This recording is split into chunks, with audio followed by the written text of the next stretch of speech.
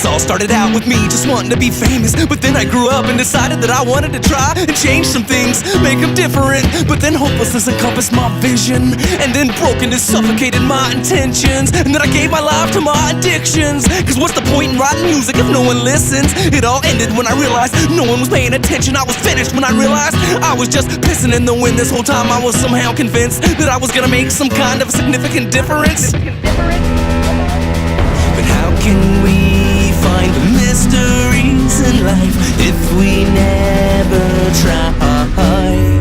And how can we see if we refuse to open up our eyes? Just open up your eyes.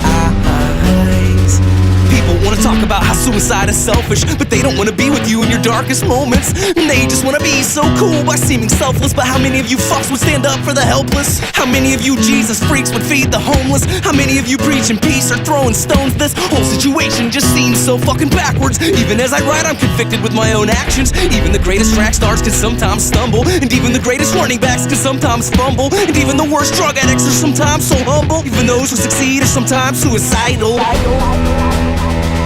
How can we live if we decide to just lay down and die?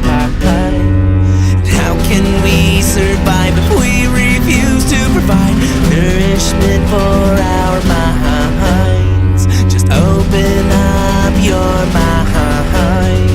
With all that being said, I'm obviously still writing. With all that being said, I'm obviously still trying. Even when all hope's dead, I'm still fighting. And I don't give a fuck whether or not you're listening. Yeah, I'm stuck in a rut and my tires are spinning.